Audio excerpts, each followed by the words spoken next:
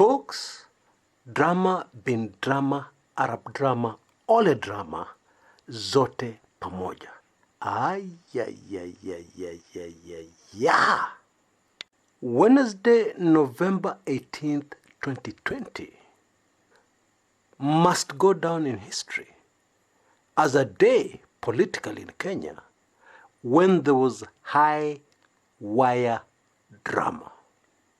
President Uhuru Kenyatta had a 3-hour meeting with Deputy President William Samoei Ruto. Closed door. Even aides were not allowed inside. And about an hour or two before this particular meeting, the President and Raila Odinga had met women leaders. I just want to give you the chain of events that unfolded on this extremely busy day, and then we will see whether we can put it all together. Now, this meeting between the President and his deputy took place at about 3 p.m. At about 1 p.m., the Deputy President made the following tweet, and I quote, "I love this country enough never to be part of any war, not when there's a possibility for a win-win consensus beckoning. An us versus them, yes/no contest that will lead to lose-lose outcome is unnecessary and unwarranted. A non-contested referendum is possible." End of quote. Now, if you have been closely following events in Kenya over the last few days, this is a strange tweet, because the Deputy President has been breathing fire against the BBI. And then out of the blue, this tweet appears to suggest a change in position, of maybe the Deputy President wanting to negotiate. And then the last piece of drama came after all this. Indeed, after the meeting between the President and his deputy, the launch of the collection of signatures, which was supposed to have happened today, Thursday, 19th November 2020, was postponed at the 11th hour.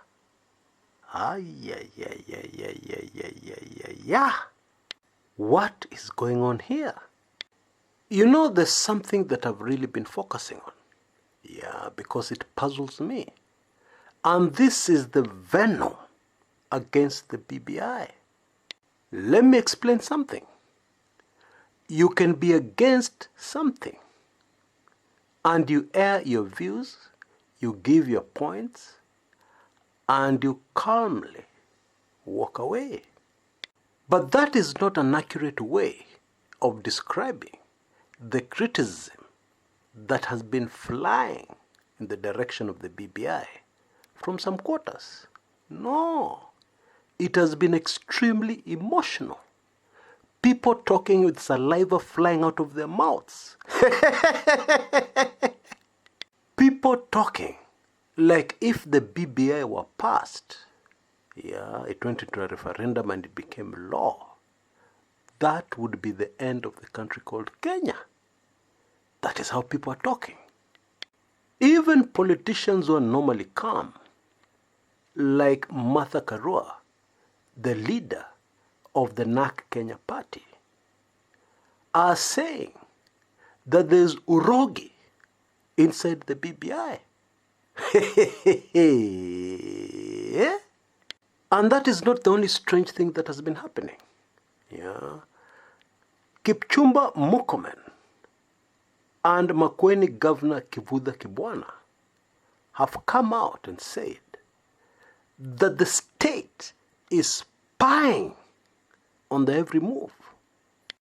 His Excellency Bwana Kivutha Kibwana tweeted, "At utumishi kwa wote, I'm under close state surveillance. Drones hover over my official residence. Electronic gadgets in the house are compromised, as it was during Moi and NCEC. So it is now. I have repeatedly made this public and reported to authorities. I will not be intimidated. End of tweet. Yeah. Kipchumba Murkomen tweeted the following. To the person who has been sending drones to hover over my house, I have two requests. One, please share the beautiful aerial photos.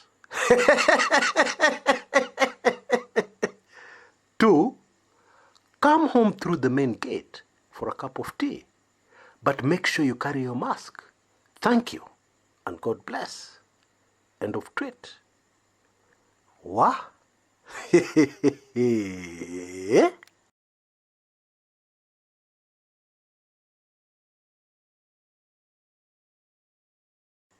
Na kwambia moto umewaka Kenya. But for what? Over what? The BBI report? You know, we humans are very interesting. And usually, when we're very upset over something, and we start being emotional, and the kinds of things we're seeing happening start happening, usually the real reason for all the storm is not stated. Yeah, we usually give another fake reason why we're upset, while the real reason is somewhere else, and one has to dig very deep to find what the real reason is. Now, on the surface of everything, there are a few things which have come out very clearly. Number one, the BBI successfully sailing through is a major state priority. When you see the intelligence boys being incorporated into something, it is something of utmost importance. And sometimes it is a do or die kind of thing. And this seems to be the case for both sides of the political divide. Yeah, because even those who are opposing the BBI are very emotional. They're laying a lot of emphasis. This thing must never be passed. Others were finished. Really? Is the BBI a matter of life and death? Is the BBI a do or die? Because although I've said it on this channel, that it is important that we do something, anything, before the next general elections to try and correct some of the issues surrounding the contested 2017 presidential elections, although I've said that. And indeed, I consider the BBI initiative important. Yeah. Still, we have time. Assuming it's not passed, assuming that something goes wrong, we still have time before August 2022. Time to do something. Yeah.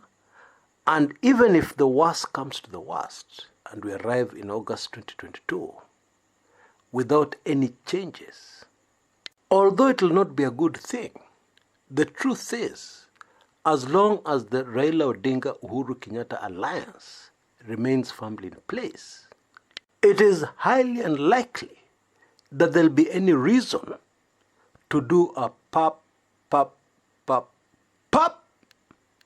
Regulars on this channel know what I'm talking about.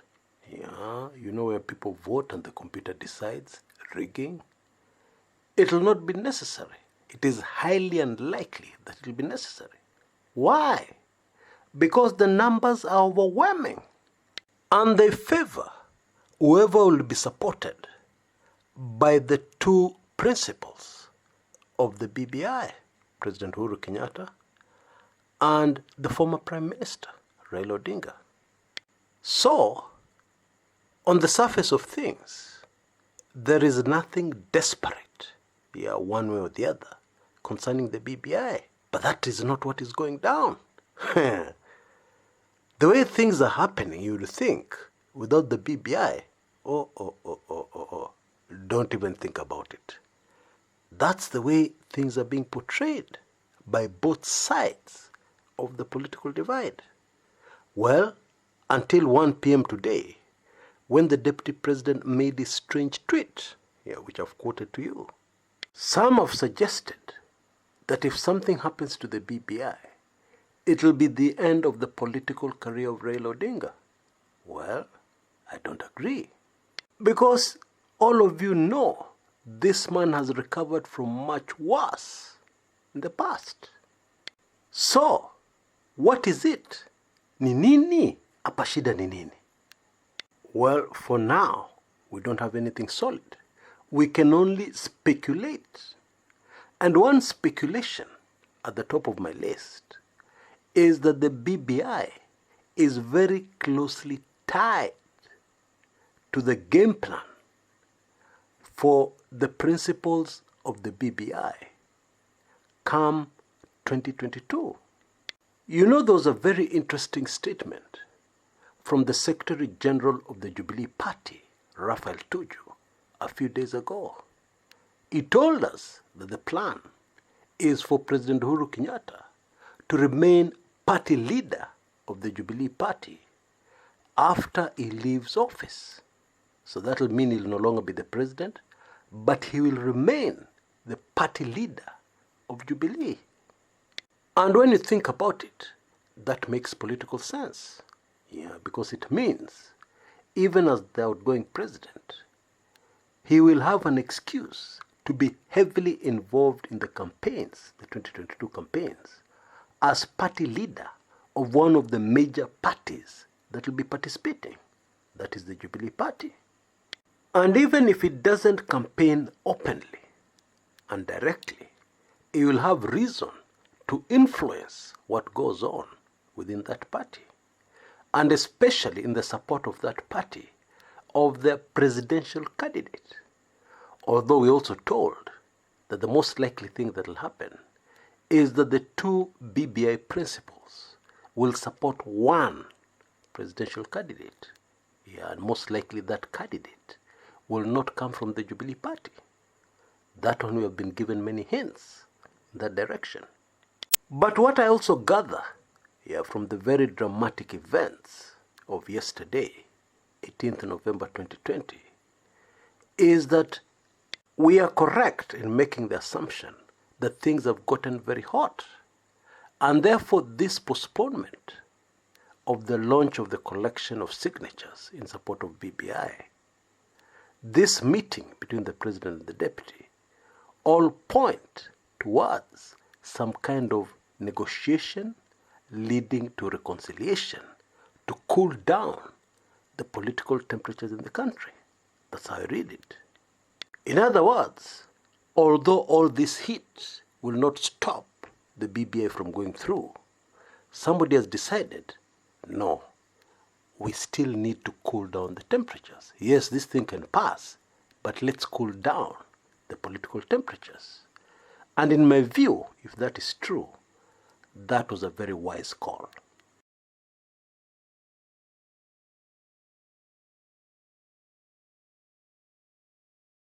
Now, I suspect the reason for all this venom against the BBI has something to do with the current atmosphere and environment in the country, where there's so much hardship and suffering, which has been made worse by the measures which were put in place to control the Wuhan virus. You will remember that part of the economy was shut down. Bars, entertainment spots, etc., etc. Our tourism industry, vanished overnight. Everybody knows that the effect has been devastating. And it is true this has happened all over the world. But in the case of Kenya, may I remind you, before even this crisis came along, the Kenyan economy was still in serious trouble. And so Kenyans learn about the KEMSA haste, And then shortly after that, we see the BBI being launched. Wouldn't you expect quite a number of people to come out against this government initiative? I mean, many Kenyans have lost their livelihoods.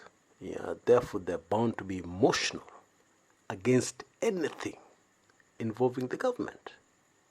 And of course, politicians like the Deputy President, William Samoei Ruto, are riding on those emotions. Yeah, and therefore they find it very easy to infiltrate people's minds and give them a reason, a subject, a topic, yeah, which can be used to vent people's frustrations. There is a very high possibility, and I'm convinced, that that is a contributing factor, a major contributing factor to what we have seen unfolding against the BBI. But let us wait and see how this whole issue plays out.